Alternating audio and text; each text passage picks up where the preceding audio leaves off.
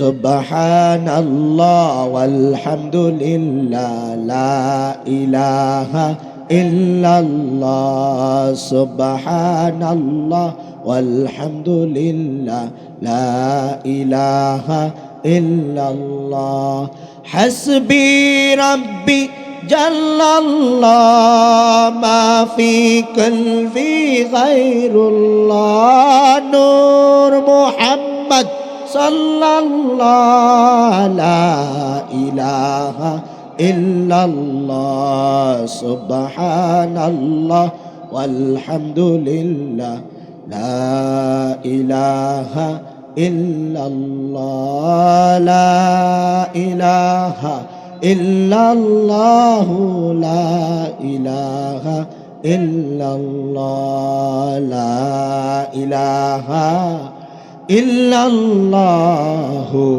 মুহাম্মাদুর রাসূলুল্লাহ সাল্লাল্লাহু আলাইহি ওয়াসাল্লাম। মুআজ্জাজ মুহতারাম, গোবিন্দপুর উত্তরপাড়া এলাকাবাসীর উদ্যোগে 23তম বার্ষিক ওয়াজ ও দোয়ার মাহফিলের সম্মানিত প্রধান অতিথি কুমিল্লা মহানগর বিএনপির সম্মানিত সভাপতি জনাব উদ্বাতুল বারী আবু সাহেব, আজকের এই মাহফিলে প্রধান আকর্ষণ হিসেবে আলোচনা পেশ করবেন সারা বাংলার আলোড়ন সৃষ্টিকারী বক্তা, আন্তর্জাতিক খ্যাতিসম্পন্ন বক্তা, হাজারো যুবকের আইকন ও আইডল আল্লামা সৈয়দ মোহাম্মদ মুকাররম বারী মাদ্দাজিল্লুল আলী, নায়েবে সাজ্জাদানশীল দরবারে বারিয়া শরীফ, বাহার সিগন্যাল, চান্দগাঁও, চট্টগ্রাম। আজকের মাহফিলের প্রধান বক্তা হিসেবে আলোচনা পেশ করবেন বিশিষ্ট মিডিয়া ব্যক্তিত্ব ও ইসলামিক স্কলার হযরত মাওলানা মোহাম্মদ এনামুল হক আজাদি, প্রতিষ্ঠাতা পরিচালক মার্কাজুন নাহদা মাদ্রাসা, ঢাকা। আজকের মাহফিলে বিশেষ আলোচক হিসেবে আলোচনা পেশ করবেন আলহাজ হযরত মাওলানা এ.কে.এম. শহীদুল হক সাহেব, ইমাম খতিব, গোবিন্দপুর খলিফা বাড়ি জামে মসজিদ, কুমিল্লা।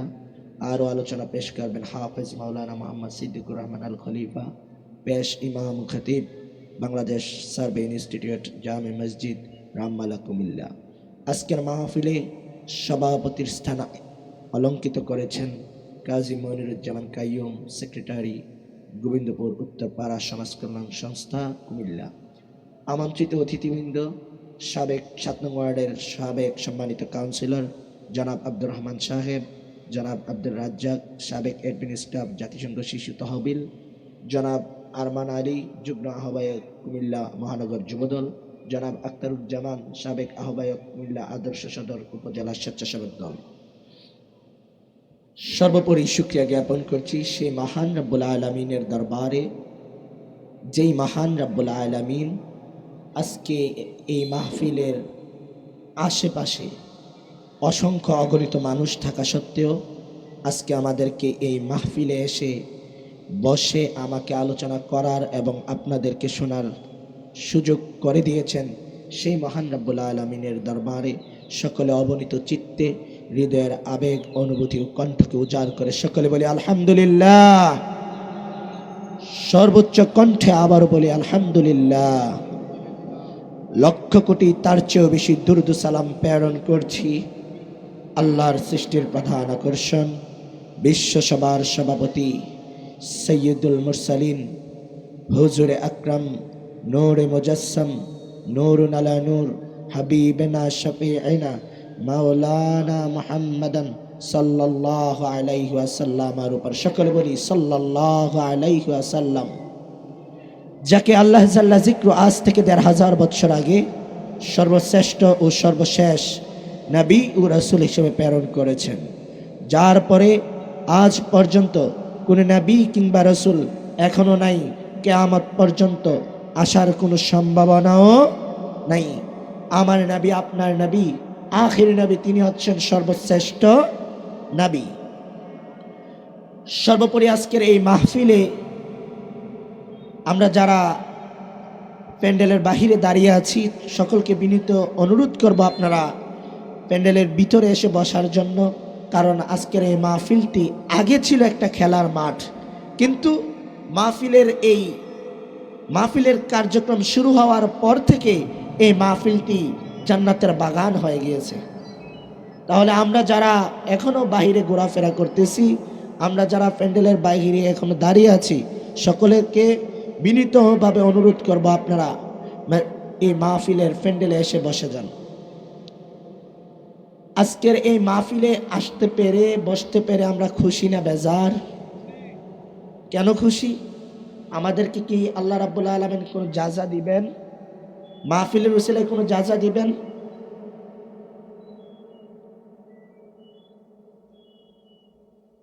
আল্লাহ রাব্বুল আলামিনের হাবিব, তার প্রিয় দোস্ত নবী আমার মুহাম্মদুর মুস্তাফা সাল্লাল্লাহু আলাইহি ওয়াসাল্লাম ইরশাদ করেছেন, নবীজি আমার ইরশাদ করেছেন, যারা ইলমে দ্বীনের মাজলিস, মান গাদা ইলাল মসজিদি লা ইউরিদু ইল্লা আন ইয়াতাআল্লামা ওয়া ইউআল্লিমাহু খায়রা কানা তাম্মান হাজ্জাতাহু। আল্লাহ রাব্বুল আলামিনের বন্ধু প্রিয় হাবিব নবীজি আমার মুহাম্মদুর মুস্তাফা সাল্লাল্লাহু আলাইহি ওয়াসাল্লাম ইরশাদ করেন, আমার উম্মতের মধ্যে যে ব্যক্তি আল্লাহর ঘর মসজিদে ইলমে দ্বীনের কথা শুনতে, হয়তোবা শোনাতে, অথবা ইলমে দ্বীনের মাজলিসে কিছু কথা বলবে অথবা শুনবে ইলমে দ্বীনের কথা, আল্লাহ তাআলা তার ওই বান্দার আমল নামায় একটি কবুল হাজার সওয়াব দান করবেন। সকল বলে সুবহানাল্লাহ। তাহলে ইলমে দ্বীনের মাজলিসে এসে বসলে তা লাভ না লস? এখন আপনার আমল নামায় একটি ইলমে দ্বীন, আপনার আমল নামায় একটি কবুল হজের সওয়াব আছে। আর কবুল হজের সওয়াব আছে মানে আপনার আমল নামায় কি আছে তা সুনান তিরমিজির বর্ণনায়, বুখারীর বর্ণনায়, আল হাজ্জুল মাবরুর লাইসা লাহুল জাযাউ ইল্লাল জান্নাহ। কাল কিয়ামতের ময়দানে কঠিন মুসিবতের সময়, যখন স্বামী তার স্ত্রীকে চিনবে না, স্ত্রী তার স্বামীকে চিনবে না, পুত্র তার পিতাকে চিনবে না, পিতা তার পুত্রকে চিনবে না, ভাই তার বোনকে চিনবে না, বোন তার ভাইকে চিনবে না, ওই কঠিন মুসিবতের সময় সবাই যখন নফসি নফসি করে চিৎকার করবে, ওই সময় আল্লাহ তাআলা তার ওই বান্দাদেরকে ডেকে ডেকে বলবেন, ও আমার বান্দা, ও আমার বান্দা, আজ তোমাদের অন্য কোনো আমলের দিকে কর্ণপাত করলাম না। তোমাদের অন্য সব আমলের ত্রুটি থাকতে পারে, কিন্তু আজকে তোমাদের আমল নামায় একটা কবুল হজ থাকার কারণে, একটা কবুল হজের সওয়াব থাকার কারণে আজকে তোমাদেরকে জান্নাত ছেড়ে দিয়ে দিলাম। সুবহানাল্লাহ। জান্নাতের সার্টিফিকেট দিতে পারে আল কোরআন। কোন দলের ভোট কখনো আমাদেরকে জান্নাতের সার্টিফিকেট দিতে পারে না। ছিল এখন ঠিক কিনা? কোন দলকে ভোট দিলে জান্নাতে যাব তা সার্টিফিকেট দিতে পারে না, কিন্তু 30 পারা কোরআন আমাদেরকে সার্টিফিকেট দিয়েছে জান্নাতের, ঠিক কিনা? কেউ কেউ বলে আমাদেরকে ভোট দিলে ইসলামের বিজয় হবে। আমি বলি মিয়া সাহেব, ইসলামের বিজয় রাসূলুল্লাহ সাল্লাল্লাহু আলাইহি ওয়াসাল্লাম ১৫০০ বছর আগে ইসলামের বিজয় করে দিয়ে গিয়েছেন। ইসলামের বিজয় হতে পারে না, ইসলামের বিজয় ১৫০০ বছর আগে হয়ে আছে। কিন্তু এটা বলা যেতে পারে আমাদেরকে ভোট দিলে ইসলাম পন্থীদের বিজয় হবে, কিন্তু ইসলামের বিজয় ১৫০০ বছর আগেই হয়ে আছে। সুবহানাল্লাহ। তাহলে ইলমে দ্বীনের মাজলিসে এসে বসলে একটা কবুল হজের সওয়াব, আর আমার আমল নামায় একটা কবুল হজের সওয়াব আছে, মানে আমার জন্য আল্লাহর একটা জান্নাত আছে। আর এই জান্নাতের সার্টিফিকেটটা দিয়েছেন কে? আল কোরআন। আল কোরআন আমাদেরকে জান্নাতের সার্টিফিকেট দিয়েছে। কোনো দল কখনো আমাদেরকে জান্নাতের সার্টিফিকেট দিতে পারে? ভাইরা আমার, ভূমিকাতে আর কিছু বললাম না, সরাসরি আলোচনায় প্রবেশ করলাম। এই মাসটি হচ্ছে রজবের মাস, মেরাজের মাস। এই মাসে আমার নবী সরওয়ারে কায়নাত রাহমাতুল লিল আলামিনকে আল্লাহ তাআলা এই রজব মাসের 26 তারিখে দিবাগত রাতে বাবে উম্মে হানি থেকে বাইতুল মুকাদ্দাস থেকে লক্ষাধিক নবী ও রাসূলগণের ইমাম বানিয়ে আল্লাহ রাব্বুল আলামিন তার হাবিবকে ধুলির ধরা থেকে অতিক্রম করে ল অফ গ্র্যাভিটেশন মাধ্যাকর্ষণ শক্তি পেরিয়ে দিয়ে 70,000 নূরের পর্দা ছেদ করে এক এক করে 7 আসমান ছেদ এক এক করে 7টা আকাশকে পানি দিয়ে 70,000 নূরের পর্দা ছেদ করে আল্লাহ রাব্বুল আলামিন তার প্রিয় হাবিব লা জামান লা মাকানকে পাড়ি দিয়ে তার প্রিয় হাবিবকে আরশুল্লাহিল আযীমে নিয়ে গিয়েছেন, আরশুর রহমানে নিয়ে গিয়েছেন। চিৎকার মেরে বলি সুবহানাল্লাহ। আল্লাহ তাআলা তার হাবিব মুহাম্মদ সাল্লাল্লাহু আলাইহি ওয়াসাল্লামকে রাতের সামান্য অংশে আরশে আজিম ভ্রমণ করিয়েছেন। তার প্রিয় হাবিবের সাথে সাক্ষাৎ করেছেন কে? আমার আল্লাহ। আমার নবী চর্মচোখ দিয়ে জন্মচোখ দিয়ে আমার নবী মুহাম্মদুর মুস্তাফা সাল্লাল্লাহু আলাইহি ওয়াসাল্লাম আল্লাহ রাব্বুল আলামিনের দিদার লাভ করেছেন। তাই আল্লাহ রাব্বুল আলামিন কোরআন কারীমে বলেন, সুবহানাল্লাযী আসরা বিআবদিহি লাইলাম মিনাল মাসজিদিল হারামি ইলাল মাসজিদিল আকসা। মহান রব্বুল আলামিন বলেন, তিনি সেই সত্তা যিনি পূত পবিত্র, যাকে অক্ষমতায় ধরে না, যাকে কোনো জড়তায় ধরে না, যাকে কোনো অপারগতা স্পর্শ করে না, সে আল্লাহ রাব্বুল আলামিন তার প্রিয় হাবিবকে রাতের বেলায় বাইতুল মুকাদ্দাস থেকে আরশে আজিম পর্যন্ত ভ্রমণ করিয়েছেন। আবার ওই রাতের মধ্যে আবার দুনিয়ার জমিনে পাঠিয়েছেন। চিৎকার মেরে বলা যাবে কি সুবহানাল্লাহ। আমার নবী মুহাম্মদুর মুস্তাফা সাল্লাল্লাহু আলাইহি ওয়াসাল্লাম তিনি সশরীরে চর্মচোখ দ্বারা আমার আল্লাহ রাব্বুল আলামিনকে দেখেছেন। তাতে কোনো সন্দেহ করা যাবে? যেই মৌলবীরাই ফতোয়াবাজি করবে মনে রাখবেন তাদের ঈমানে গলদ আছে। বামরাম নাস্তিকেরা 3টি যুক্তি দেয়। কয়টি? বামরাম নাস্তিকেরা মুরতাদেরা 3টা, কাফের মুশরিকেরা 3টা যুক্তি দেয় যে এক রাতের ভিতরে কিভাবে সম্ভব একটা মানুষ আল্লাহর রাতের সামান্যটুকু অংশে 70,000 নূরের পর্দাকে পাড়ি দিয়ে লা জামান লা মাকান পাড়ি দিয়ে আল্লাহর আরশুল্লাহিল আযীমে ভ্রমণ করতে, মেরাজ করতে কিভাবে সম্ভব? এই আগুনের ছেদকে পাড়ি দিয়ে।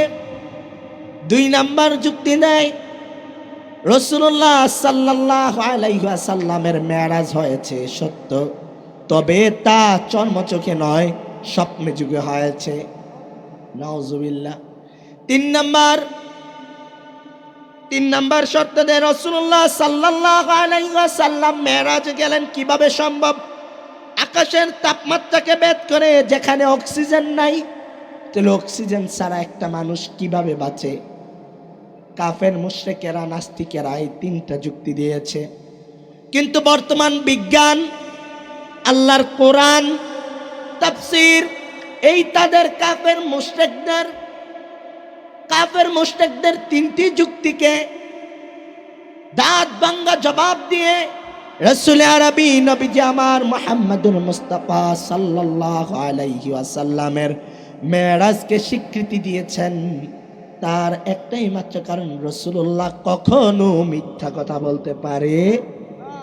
রাসূলুল্লাহ সাল্লাল্লাহু আলাইহি ওয়াসাল্লাম ছোট থেকে আলামিন উপাধি পেয়েছে, বিশ্বাসী, ঠিক কিনা? রাসূলুল্লাহ কখনো মিথ্যা বলতে পারে? নবীজি আমার মুহাম্মদুর মুস্তাফা সাল্লাল্লাহু আলাইহি ওয়াসাল্লাম আল্লাহর আরশুল্লাহিল আযীমে গিয়েছেন। এবার আসেন তাদের প্রথম যুক্তিটাকে আমরা খণ্ডন করি। কোরআন কিভাবে খণ্ডন করেছে? আল্লাহর হাবিব আল্লাহ রাব্বুল আলামিনের খলিলুল্লাহ হযরতে ইব্রাহিম খলিলুল্লাহ তিনি যখন নাকি দাওয়াত দেওয়া শুরু করলেন, ইব্রাহিম আলাইহিস সালামকে নমরুদ গ্রেফতার করলেন। ইব্রাহিম আলাইহিস সালামকে নমরুদ গ্রেফতার করলেন আর তাকে বললেন, রে ইব্রাহিম, তুমি তোমার কালিমার দাওয়াতকে ছেড়ে দাও, তোমার রবের দাওয়াতকে ছেড়ে দাও, আর নাইলে তুমি আগুনে পোড়ার জন্য রেডি হও, তোমাকে আগুনে নিক্ষেপ করা হবে। হযরত ইব্রাহিম আলাইহিস সালাম নমরুদকে ডাক দিয়ে বলেন, রে নমরুদ, আমি ইব্রাহিম আমার মহান রাব্বুল আলামিনের জন্য একবার নয়, বারবার নয়, একবার নয়, দুইবার নয়, 1000 বার আগুনে পড়তে রাজি আছি, তবুও আমি আল্লাহর কোরআন অথবা আল্লাহর দ্বীনের দাওয়াত দেওয়া থেকে আমি বিরত থাকব না। ইব্রাহিম আলাইহিস সালামের চেতনা হচ্ছে মূর্তি ভাঙ্গা। ইব্রাহিম আলাইহিস সালামকে ইব্রাহিম আলাইহিস সালামের বাবা মূর্তিকে পাহারা দেওয়ার জন্য দিয়ে গিয়েছেন, আর ইব্রাহিম আলাইহিস সালাম সব মূর্তিগুলোকে ভাঙলেন, কুঠার দিয়ে সব মূর্তিগুলোকে ভাঙলেন, ভেঙ্গে বড় সবচেয়ে বড় যে মূর্তিটা, যে ঠাকুরটা, তার কাঁধে কুঠারটাকে রেখে দিলেন। তার কাঁধে কুঠারটাকে রেখে দেওয়ার সাথে সাথে ইব্রাহিম আলাইহিস সালামের বাবা এলাকাবাসী এসে জিজ্ঞেস করলো, রে ইব্রাহিম, কে ভাঙলো মূর্তিগুলো? উত্তর দিল ইব্রাহিম আলাইহিস সালাম মিথ্যা বলেন না। তো ইব্রাহিম আলাইহিস সালাম উত্তর দিলেন, তোমাদের সত্তাকে জিজ্ঞাসা করো, তোমাদের বড় ঠাকুরকে জিজ্ঞাসা করো, কে মূর্তিগুলো ভাঙলো। তখন নমরুদ বলে যে এই সে যে মাটির তৈরি, সে যদি কথাই বলতে পারতো তাহলে কি তোমারে জিগাই? ইব্রাহিম আলাইহিস সালাম ডাক দিয়ে বলেন, রে নমরুদ, যে কিনা তার নিজের নিরাপত্তা রাখতে পারে না, যে কিনা নিজের খবর রাখতে পারে না, নিজেকে বাঁচাইতে পারে না, সে কেমন করে তোমাদেরকে বাঁচাবে, তোমাদেরকে রক্ষা করবে? নমরুদ ইব্রাহিম আলাইহিস সালামকে গ্রেফতার করলেন আর বললেন, তুমি দ্বীনের দাওয়াত দেওয়া ছেড়ে দাও, ইসলামের দাওয়াত দেওয়া ছেড়ে দাও, কালিমার দাওয়াত দেওয়া ছেড়ে দাও। ইব্রাহিম আলাইহিস সালামের একথা, নমরুদের একথা শুনে ইব্রাহিম বলে, রে নমরুদ, আমি আমার ইসলামের দাওয়াত ছাড়ব না। তুমি একবার নয়, দুইবার নয়, 1000 বার আগুনে পুরালেও আমি ইব্রাহিম ইসলামের দাওয়াত দেওয়া ছাড়ব না, কোরআনের দাওয়াত দেওয়া ছাড়ব না, দ্বীনের দাওয়াত দেওয়া ছাড়ব না। আগুনের কুণ্ডলী রেডি, ইব্রাহিম আলাইহিস সালামকে আগুনে জ্বালায় দিবে। তখন ইব্রাহিম আলাইহিস সালামের সামনে আল্লাহর পক্ষ থেকে হযরত জিবরাইল আয়েশা বললেন, আলাকা হাজাতান ইয়া ইব্রাহিম, রে ইব্রাহিম, তোমার কোনো কিছুর প্রয়োজন আছে কিনা, তোমার কোনো কিছুর দরকার আছে কিনা? যদি তোমার কোনো কিছুর প্রয়োজন হয়, তোমার কোনো কিছুর দরকার হয়, আমি জিবরাইলের 600 নূরের পাখা আছে, যা দিয়ে আমি আগুনকে নিভাইয়া দিব। হযরত ইব্রাহিম উত্তর দিলেন, রে জিবরাইল, এ প্রস্তাব কি তোমার মধ্য থেকে এসেছে নাকি এ প্রস্তাব আল্লাহর পক্ষ থেকে এসেছে? যদি এ প্রস্তাব তোমার মধ্য থেকে এসে থাকে, তোমার কাছ থেকে এসে থাকে, তুমি চলে যাও, কারণ আমাকে আগুনের মধ্যে বাঁচায় রাখার মালিক আমার আল্লাহ। আগুনের মধ্যে বাঁচায় রাখতে পারেন কে? আমার আল্লাহ আগুনের মধ্যে বাঁচায় রাখতে পারেন। তখন ইব্রাহিম আলাইহিস সালাম একটা দোয়া পড়লেন, হাসবুনাল্লাহ ওয়া নি'মাল ওয়াকিল, ক্বালাহা ইব্রাহিম উলকিয়া ফিন্নার। ইব্রাহিম আলাইহিস সালামকে আগুনের মধ্যে নমরুদ ছেড়ে দিল, আর আমার আল্লাহ আগুনকে অর্ডার করলো, ইয়া নারু কুনি বারদাও ওয়া সালামান আলা ইব্রাহিম, রে আগুন, তুমি আমার ইব্রাহিমের জন্য না শীত না গরম, এয়ার কন্ডিশন আরামদায়ক ঠান্ডা হয়ে যাও, তেমন শীতও লাগবে না, তেমন গরমও লাগবে না, এমন এয়ার কন্ডিশন হয়ে যাও। ইতিহাস সাক্ষী, মুসলিম শরীফ সাক্ষী, হাদিস সাক্ষী, হযরত ইব্রাহিম আলাইহিস সালামকে আগুনের কুণ্ডলীর মাধ্যমে ফালায়া দিল। হযরত ইব্রাহিম আলাইহিস সালামের একটা পশম পর্যন্ত আগুনে জ্বলে নাই। নমরুদ রাজপ্রাসাদের উপর থেকে নজর করে দেখলেন, নমরুদ রাজপ্রাসাদের উপর থেকে নজর করে দেখলেন যে ইব্রাহিম আলাইহিস সালাম হাসতেছেন। আর নমরুদ তাকে বললেন, নি'মার রব্বি রব্বুকা ইয়া ইব্রাহিম, রে ইব্রাহিম তোমার রব কতই না ভালো, কতই না উত্তম। আগুনের মধ্যে তোমাকে বাঁচিয়ে রেখেছেন, তোমার একটা পশমও আগুনে পোড়া যায় নাই। হযরত ইব্রাহিম আলাইহিস সালামের জন্য রওজাতান খাদরা আগুনের কুণ্ডুলিকে সবুজ ফুলের বাগান বানিয়ে দিয়েছেন আমার আল্লাহ রাব্বুল আলামিন, সুবহানাল্লাহ। তাহলে ইব্রাহিম আলাইহিস সালামের চেতনা কি ছিল? মূর্তি ভাঙ্গা। আর আমার দেশের মানুষ কয়েকটা ইসলামের নাম দিয়ে রাজনীতি কইরা মূর্তি পূজায় গিয়ে গীতাও পাঠ করে, মূর্তি পূজায় গিয়ে মূর্তি পাহারাও দেয়। জাতির পিতা ইব্রাহিম আলাইহিস সালামের অনুসরণ করা হচ্ছে, অনুকরণের মাধ্যম হচ্ছে মূর্তি ভাঙ্গা। আর আমি তুমি ইসলামের নাম দিয়া গিয়া মূর্তিকে আমরা পাহারা দেই। নাউজুবিল্লাহ বলবেন না? জাতির পিতা ইব্রাহিম আলাইহিস সালামের উত্তরসূরি যারা হবে তাদের চেতনা থাকবে মূর্তি ভাঙ্গার। তারা কখনো মূর্তিকে পাহারা দিতে পারে না, মূর্তি পূজায় যেতে পারে না। আমরাও চাই বাংলাদেশে ইসলামপন্থীরা সংসদে যাক, কিন্তু মূর্তি পূজায় গিয়ে নয়। মূর্তি পূজা ছাড়া কি আমাদের দেশে সংসদ সদস্য ছিল না আলেম ওলামা? আমাদের আল্লামা, কোরআনের পাখি আল্লামা দেলাওয়ার হোসেন সাইদি রাহিমাহুল্লাহ, উনি সংসদ সদস্য ছিলেন না? উনি সংসদ সদস্য ছিল, কিন্তু ওনার এলাকায় যতগুলো মূর্তি পূজা হয়েছে একটা মূর্তি পূজায় তিনি যান নাই। উনি কি ভোট পান নাই? তাহলে আমরা ইব্রাহিম আলাইহিস সালামের উত্তরসূরি যারা, তারা কখনো মূর্তি পূজায় যেতে পারে না। কোনো মুসলমান কখনো মূর্তি পূজায় যেতে পারে না। প্রিয় ভাইরা আমার, হযরত ইব্রাহিম আলাইহিস সালামের তাহলে দেখা যায় আগুনের মধ্যে বাঁচায় রাখতে পারেন কে? আমার আল্লাহ। তাহলে ভাইরা আমার, যেই যুক্তি তারা দেখিয়েছে যে আগুনকে ভেদ করে, আগুনের তাপমাত্রাকে ভেদ করে আমার নবী মুহাম্মদুর মুস্তাফা সাল্লাল্লাহু আলাইহি ওয়াসাল্লাম কিভাবে আরশুল্লাহিল আযিমেতে যাবে, আমার আল্লাহ রাব্বুল আলামিন তার প্রিয় হাবিবকে এমন বাহন দিয়ে নিয়েছেন বুরাক, যা বিদ্যুতের গতির চাইতে 1000 গুণ বেশি চালু। যেই বুরাক দিয়ে নিয়েছেন, আগুনের সামান্য পরিমাণ তাপমাত্রাও আমার নূর নবীজির গায়ে স্পর্শ করে নাই। আমার নবী, দু জাহানের বাদশা নবী, সাইয়্যিদুল মুরসালিন নবী হযরত মুহাম্মদুর মুস্তাফা সাল্লাল্লাহু আলাইহি ওয়াসাল্লাম আল্লাহ রাব্বুল আলামিনের দিদার লাভ করেছেন। দিদার লাভ করে আবার ওই রাতে যখন সফর শেষ করে দুনিয়ার জমিনে আসলেন, এসে যখন তিনি বলতে লাগলেন, সাহাবায়ে কেরামদেরকে বলতে লাগলেন, রে আজকে আমি গিয়েছি মেরাজ করে এসেছি রাতের সামান্য অংশে, আমি রাতের সামান্য অংশে মেরাজ করেছি, আমি রাতের সামান্য অংশে মেরাজ করেছি। আবু জাহেল কয়, হ্যাঁ রাতের সামান্য অংশে আপনি মেরাজ করছেন? পাগলে বিশ্বাস করব? বলে, আপনি যে বলেছেন আপনি মেরাজ করেছেন, বলেন তো বাইতুল মুকাদ্দাসে গিয়েছেন, বাইতুল মুকাদ্দাসে কয়টা জানালা, কয়টা দরজা আছে? আচ্ছা বলেন তো, আপনারা মাহফিলে এসেছেন, মাহফিলের স্টেজের দিকে আপনারা আছেন, কিন্তু মাহফিলের স্টেজে কয়টা চেয়ার, কয়জন বক্তা বইছে, কয়জন মানুষ বইছে আপনারা গণছেন?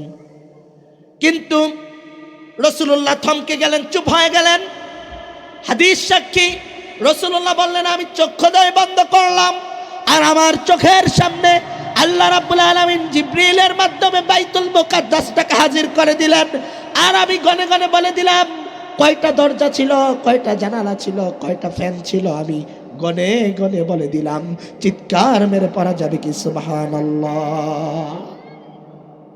তারপর বলার পরে আবু জাহেল বলে, হে মুহাম্মদ, তুমি যে মেরাজ করে এসেছো, তুমি যেমনি বলেছো আমি কি তেমন ভাবে প্রচার করব, মানুষের কাছে বলবো তুমি মেরাজে গেছো? রাসূলুল্লাহ বলে, হ্যাঁ তুমি প্রচার করে দাও। আবু জাহেলকে সুযোগ পাইছি, মুহাম্মদকে কোনো দিক দিয়ে আমি মিথ্যাবাদী বানাইতে পারি না, আজকে হয়তো পারবো। প্রচার করার জন্য আবু জাহেল রওনা করলেন। পথিমধ্যে রাসূলুল্লাহর সবচাইতে কাছের সাহাবী সিদ্দিক আকবর রাদিয়াল্লাহু তাআলা আনহুর সাথে দেখা। সিদ্দিক আকবর রাদিয়াল্লাহু তাআলা আনহুকে বলতে লাগলো, রে আবু বকর, শুনছো নাকি তোমার নবী নাকি রাতের সামান্য অংশে মেরাজ করছে? আবু বকর উত্তর দিল, রে আবু জাহেল, রাসূলুল্লাহ কিভাবে বলেছে? যে রাসূলুল্লাহ বলেছে রাতের এই সামান্য অংশে বাইতুল মুকাদ্দাসে গিয়েছে, বাইতুল মুকাদ্দাস থেকে রাসূলুল্লাহ সাল্লাল্লাহু আলাইহি ওয়াসাল্লাম মেরাজ শরীফে গিয়েছেন। ইয়া রাসূলুল্লাহ, ইয়া হাবিবাল্লাহ, আমি শুনেছি আপনি নাকি রাতের সামান্য অংশে মেরাজ করেছেন। রাসূলুল্লাহ বলে, হ্যাঁ, তুমি কোত্থেকে শুনছো? যে আমি শুনেছি আবু জাহেল থেকে। আবু জাহেল থেকে শুনেছো? এখন কিভাবে বলেছে? তুমি কি বলেছো? আর আবু বকর বলল, ইয়া রাসূলুল্লাহ, ইয়া হাবিবাল্লাহ, আবু জাহেল বলেছে আপনি মেরাজে গিয়েছেন, বাইতুল মুকাদ্দাসে গিয়েছেন, আল্লাহর দিদার লাভ করেছেন। আর আমি বলেছি মুহাম্মদুর মুস্তাফা সাল্লাল্লাহু আলাইহি ওয়াসাল্লাম যেভাবে বলেছে, যেহেতু বলেছে, তা ইউনিভার্সাল ট্রুথ, তা মহাসত্য, চিরসত্য, তা অস্বীকার করার কোনো সম্ভাবনা নাই, তা কোনোভাবেই অস্বীকার করা যাবে না। রাসূলুল্লাহ বলেন, আবু বকর, তোমার নাম আজ থেকে শুধু আবু বকর নয়, তোমার নাম আমি সিদ্দিক দিয়ে দিলাম। কারণ বিনা চ্যালেঞ্জে আমার মেরাজকে স্বীকার করার কারণে আমি তোমার উপাধি দিয়ে দিলাম আবু বকর সিদ্দিক, সিদ্দিক আকবর। সুবহানাল্লাহ। তাহলে রাসূলুল্লাহ সাল্লাল্লাহু আলাইহি ওয়াসাল্লামের মেরাজ চর্মচোখে হয়েছে, জন্মচোখে হয়েছে, সরাসরি হয়েছে। যে বা যারাই বলবে রাসূল আরবি নবী আমার মুহাম্মদুর মুস্তাফা সাল্লাল্লাহু আলাইহি ওয়াসাল্লামের মেরাজ স্বপ্নযুগে হয়েছে অথবা সরাসরি হয় নাই, তারা তাদের ঈমানে গলদ আছে।